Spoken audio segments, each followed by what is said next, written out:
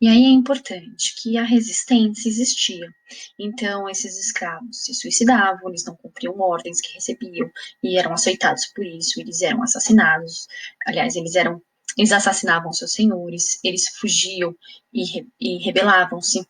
É, muitos escravos fundaram quilombos, que foi falado hoje no centro de mídias, né? Então, são áreas de resistência.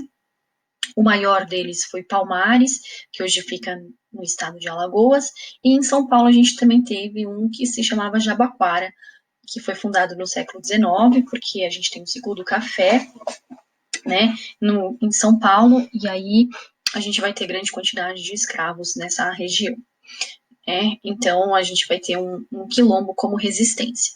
E a gente vai ter as rebeliões que aconteciam o tempo todo, mas a maior foi a revolta dos Malês, em 1835, na Bahia, em que os escravos se rebelavam, e aí a gente vai ter alguns escravos que faziam parte da polícia, inclusive, vão se aliar esses escravos, né, alguns negros da polícia, e aí a gente vai ter tanto armas como facas, machados, mas também como armas de fogo, tá? Então aqui a gente vai ter o Quilombo dos Palmares, né? Essa é uma imagem, um quadro que retrata como era a vida desses lugares, então as casas bem simples, uma vida coletiva, né, com afazeres de artesanato, agricultura, enfim. E do lado é uma estrutura de como era o Quilombo dos Palmares, que tem muita influência das tribos que tinham lá na África, e aí trazem. Então, primeira coisa, o quilombo era alto numa montanha, uma visão estratégica de defesa, né? Aí a gente vai ter esses muros com buracos, enfim, de uma certa defesa. Aí a gente vai ter uma praça central, que é o convívio coletivo das pessoas, e as casas das pessoas. Viviam da agricultura, da caça e da coleta, tá? Então a gente vai ter aí quilombos. E a revolta dos malês. Malês é uma etnia da África de pessoas muçulmanas, então eles tinham um aspecto diferenciado em relação ao porte físico, e eles também eram muito guerreiros e se rebelavam o tempo todo. E aí vocês estão vendo algumas gravuras deles partindo para cima da polícia, né?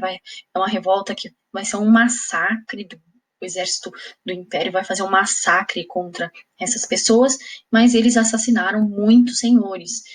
Foi uma revolta bem violenta, como vocês podem ver aí na imagem do lado, né, dos escravos assassinando seus senhores.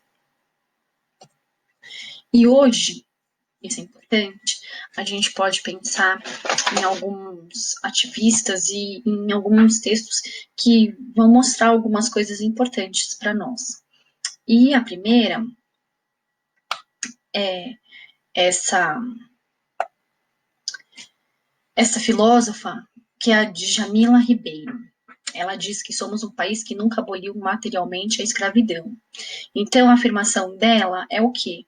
Se a gente entrar numa empresa, 90% dos funcionários vão ser brancos, e não vai ter pessoas negras suficiente, só em lugares de subalternidade. Então, você vai ver pessoas negras, mas essas pessoas vão trabalhar nas áreas de limpeza, por exemplo. Então, por que essa pessoa que é negra trabalha na limpeza e não ocupa um cargo alto numa empresa? Isso ela vai chamar de racismo estrutural, que é o racismo que faz parte da estrutura brasileira. Por que ela não teve a mesma oportunidade? Por que ela está... Não que trabalhar na limpeza seja algo ruim, mas por que ela não ocupa o cargo mais alto da empresa? E aí ela escreveu esse livro aqui, ó, Pequeno Manual Antirracista, de Jamila Ribeiro. E aí é muito interessante porque ela vai tratar da questão racista em vários aspectos. Então, informe-se sobre o racismo, enxergue a negritude, reconheça os privilégios da branquitude, perceba o racismo internalizado em você, apoie políticas educacionais afirmativas, transforme seu ambiente de trabalho, leia autores negros, questione a cultura que você consome, conheça seus desejos e afetos, combata a violência racial, sejamos todos antirracistas.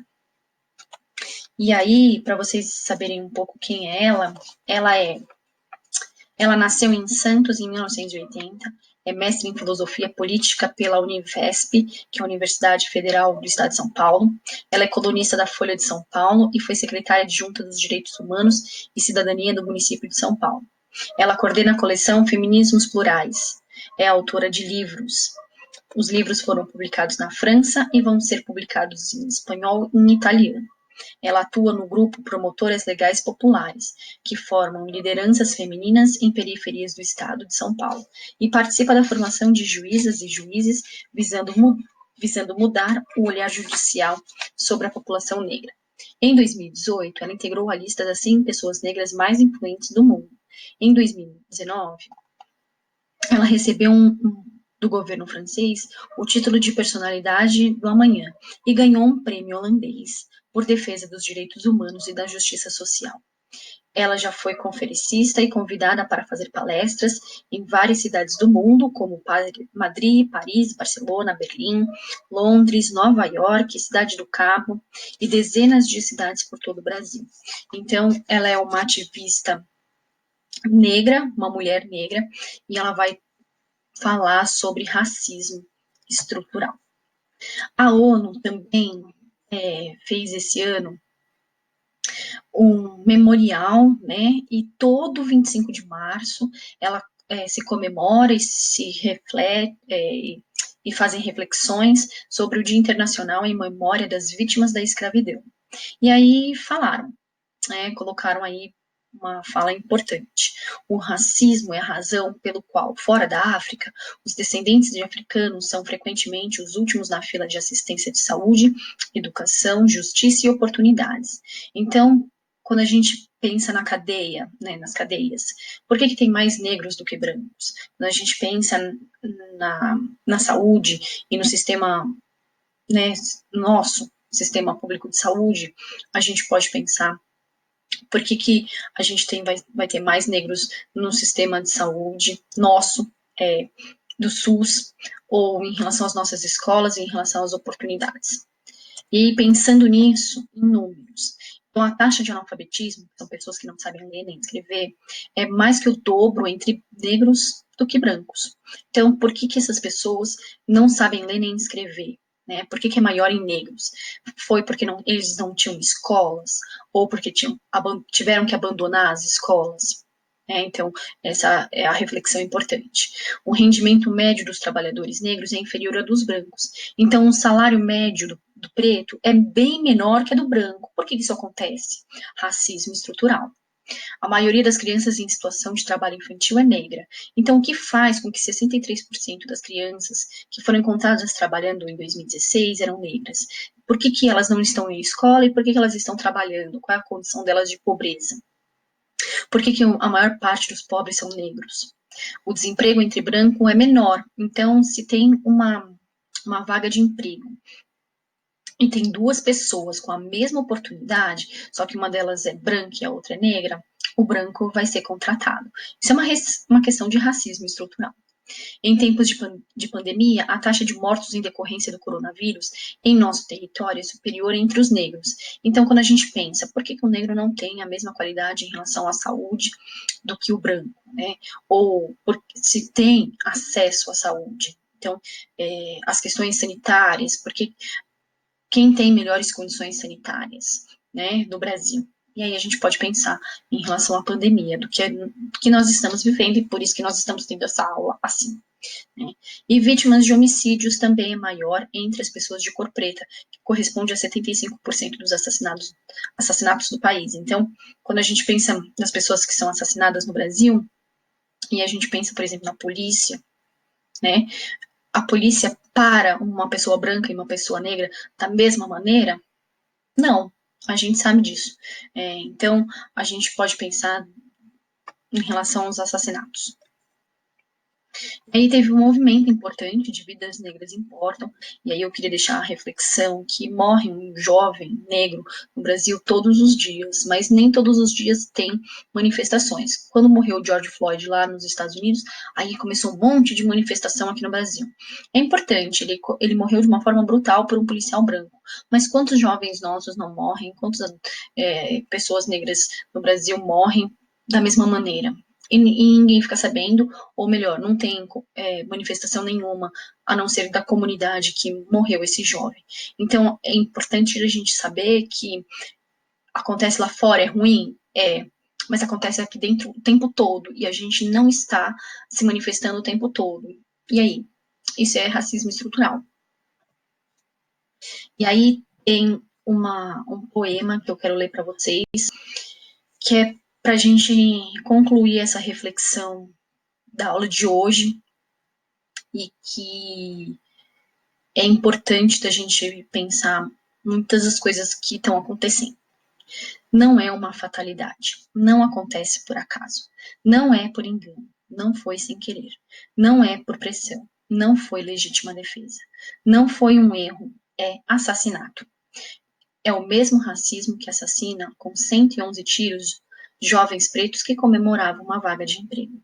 É o mesmo racismo que assassina um homem preto com 80 tiros. É o mesmo racismo que assassina a Marielle. É o mesmo racismo que assassina o João Pedro. É o mesmo racismo que assassina inúmeros de jovens pretos o tempo todo. Que assassina o George Floyd. É o mesmo racismo. É o mesmo racismo que encarcera um homem preto porque roubou um pinho-sol. É o mesmo racismo que encarcera uma mulher preta porque foi reconhecida pelo cabelo crespo. É o mesmo racismo da piadinha com preto. É o racismo que pretere, que diz que é vitimismo, que demoniza um homem preto quando ele fala sobre sua vivência dentro do sistema que oprime e assassina ele. É o mesmo racismo que apavora pessoas ao ver um animal sendo morto, mas não apavora tanto assim um homem preto sendo assassinado. É sempre o mesmo racismo. Não existe um racismo mais ou menos perigoso. Não existe um racismo mais ou menos prepotente. Não existe um racismo mais ou menos. É claro que eu não sou racista, mas não existe um racismo que te assassine mais ou menos. É sempre o mesmo racismo. E soa engraçado. O único papel do branco nessa história é não ser racista. Parece que a gente não tem mais nada para fazer quando chega nessa parte. Só esperar que nenhum deles errem mais uma vez e nos escravizem por quase 500 anos, ou nos assassinem com um tiro nas costas. Talvez até baste ser antirracista. Então, com essa reflexão, eu encerro a aula de hoje para a gente pensar o que você está fazendo, qual é a sua relação com o racismo, como que você sofre. E pensar que a gente tem que combater o racismo todos os dias, certo? Então, essa é a aula de hoje. Eu deixo a minha reflexão aqui para vocês. Os exercícios da aula vão ter a ver com esse tema, tá bom? É isso. Até semana que vem.